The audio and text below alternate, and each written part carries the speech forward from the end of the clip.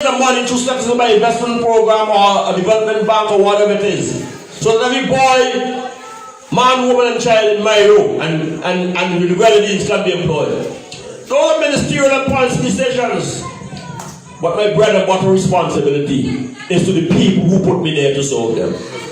And the New Democratic Party is committed to that fundamental pillar of government. I close to give you an example of what I mean, The Unity Labour Party had a preoccupation not on the people, but on the state and on the Prime Minister.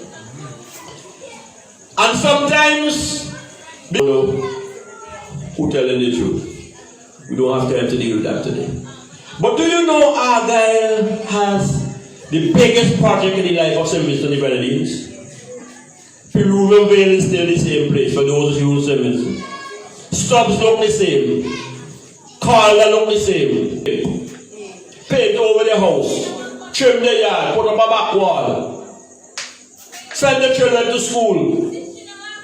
Because not a single cent of that millions of dollars stayed within the community. You don't even have a taxi stand in Stubbs to carry people to Argyle. Don't blame Terrence. Your parents tried. I beg you please, don't let stick break in your ears. There's a better way. There is indeed a better life. And there's a different way to lead the country and to direct the country. I think it's your own Grenadines woman says. That is Lavon. Any day is Friday. God bless you. Thank you.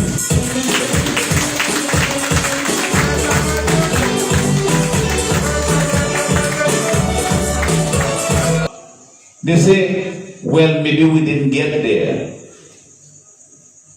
But we got there, we got further than anybody else would have.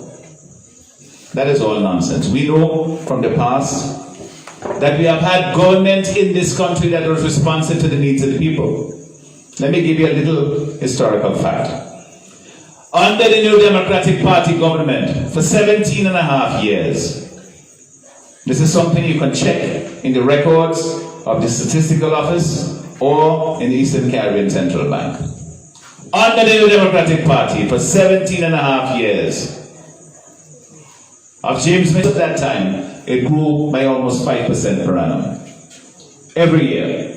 That means that lives were actually improving. The standard of living of the people were improving. In 2001, when the Unity Labour Party came into office, the International Monetary Fund and the Eastern Caribbean Central Bank, these are big financial institutions that keep track of what's happening in countries all over the Caribbean and for the IMF all over the world. Young people between the ages of 15 and 24, 46% of those persons, according to the International Monetary Fund, in St. Vincent were unemployed. That's in 2018. 46%, that's almost half of the young people. It's no wonder people are saying that in this country, we have no future. And they find all desperate means to leave our shores. When they do that, all of us lose. Because a lot of talented people leave St. Vincent and the Grenadines. In fact, the most resourceful people are the first people to leave. Because they have the means. They have the wits. We all lose because we lose people who could be developing and building our country. I don't believe, as some do, that you can give up on St. Vincent and the Grenadines and say, its aspirations, goals, hard work, honest living can improve our lives and make things better for ourselves. That is what we are about, as simple as that. There are some people who will come in all kinds of fancy dressing up, and they call all kinds of economic and political theories, and they stand up and they think that they're the wisest people in the world, although nobody understands what the hell they're saying. And when it comes down to it, You ask yourself, how am I doing today? How are my children going to do tomorrow? Are they going to have a better life than I have had? Take the young people in Kanawha. Where are they going to find land to put a home, to build their dream in Kanawha? We know that many of them know they can't even find land. What they do, they're adding one room to their parents' houses. That's a step backward. I mean, they love your parents, yes. But the point is, you want to be able to improve your circumstances, one generation improving over the other. How do we get there? Fitz talked about citizenship. And the people who are involved in businesses, in trade, in construction industry. We say all of us, in the activities that we do, what we are trying to do now is to create a vibrant economy, one that is growing at a rate fast enough to improve our living standards, to create jobs for our people, to create profits and opportunities for our entrepreneurs, our local business people.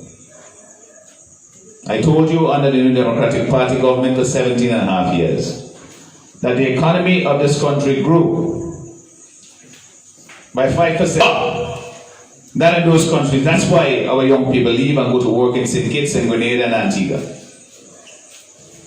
Our taxes are higher. Our cost of living in some instances are higher. It's difficult to do business here in St. Vincent and the Grenadines. So, is this our lot in life? Is this the best we can do? Do we have to say thanks for this? Do we have to reward a government with another term in office for this? No. What I am telling you folks is not an exaggeration. I'm not a person who's inclined to do that. If anything, I understate it. Because I don't like to be proven wrong. So this is where we are. We are now confronted with what is the most important decision that we will have to make in a generation. What happens when the polls open on the day of our next general elections? We have to make a choice. What are we going to do to be the last in the OECS, in every important statistic that matters, and the first in the ones that we don't care to be associated with violence against women, with rape and sexual assaults? That is not our lot in life. We deserve better than that. We are capable of more than that. But we have to do it together. I said that Fitz, you can have 3 times the number of tourists coming in.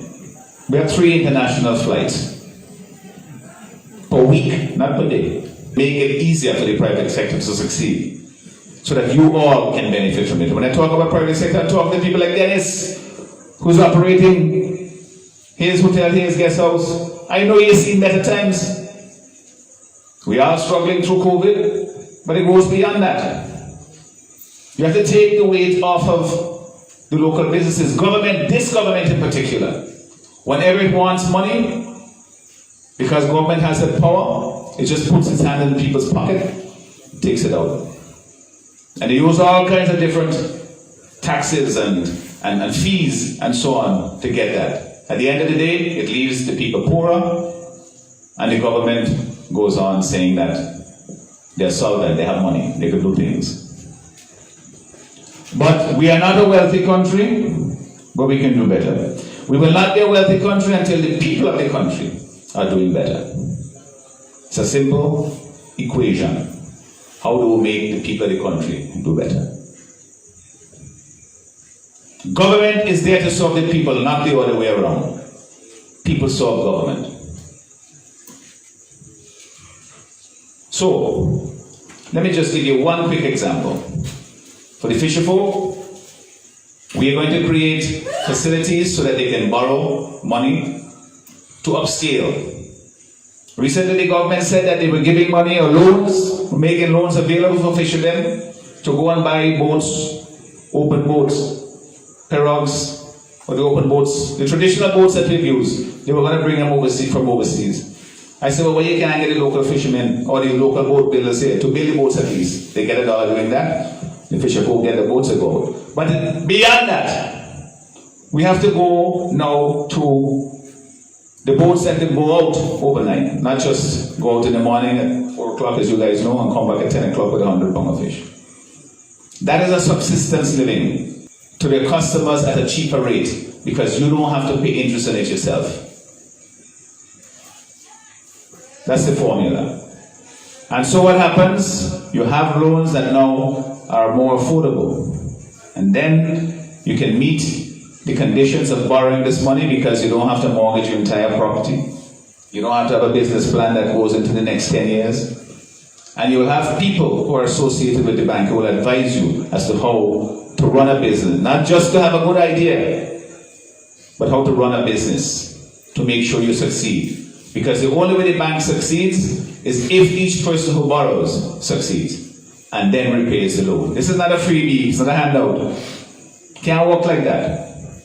We have to all work together to make this into an institution that helps people to get their businesses off the ground. So that's one area that is specifically geared towards fisher folk. Let me give you one quick thing. One of the problems we have now is for the construction industry, especially when they work for government. Government don't pay them. A lot of people are owed money. Some of them, they just say, well, I stopped working for government. Because government behaving like a bandit, they pay people the money. So we have said what we will do. Government should be a model business partner or a model purchaser of supplies or services. So we will have a plan to pay contractors, suppliers within 28 days of obtaining the service or the goods. We will call that our quick pay policy. So you will have our quick pay policy, which is say you provide service so long as there is no dispute about the amount and so on. You purchase a service from government, you know by the end of the month, you're getting your money. It's your policy at the beginning of the month. So then you can pay your staff, you can plan. You can't just say, let me wait and see until when I get money from government, therefore I could buy the thing from you, and so forth. You can't run a country like that, you can't run a business like that. So these are not complicated ideas. They're not dressed up in fancy language. You don't need an economic theory to explain it. What we need is people who understand the problem that our people are facing, our business people. The frustrations they have when they go to the ports and they find that the services and the fees and the charge and so on are irrational. They can't understand them. It deters incentives. It creates a feeling that people just don't want to take initiative. That they'd rather put their money in a bank, preferably not even here but somewhere else, or buy a car, rather than take a chance in investing in a business that could create jobs. We have to change that. That's how our country moves forward. And we do it one business at a time, one borrower at a time, one sector of the economy at a time. It takes that effort, that caring, that detailed understanding of how you move forward. Not just an idea to build it, they will come. You know, every Monday morning the Minister of Agriculture gets up and says that he has a new commodity, whether it's turmeric or what's one, ackee or something that he wants to go and sell. I mean, how does a farmer plan on that basis. You have to have a plan. You have to have a policy in place, a framework that gives them confidence to invest and to plant and to say, well, yes, we got to take a chance in this. This is how we're going to go forward. So these are some of the things that we're going to do. So to create jobs, which is our priority, we have to partner with the private sector. We have to partner with local and foreign businesses that come to do business here. To do that, to attract them, we have to make things easier for them to do business. That is to say, where there are rules and regulations that don't make sense, you got to get rid of them. Where there are taxes and fees that are irrational, we have to rationalize them, make them more sensible. Make it easier for them to succeed. And when they succeed, all of us succeed. And for Myro, we are here. You know, we come here all the time. Do them fellas come here and hold meeting with you here? No. You know why?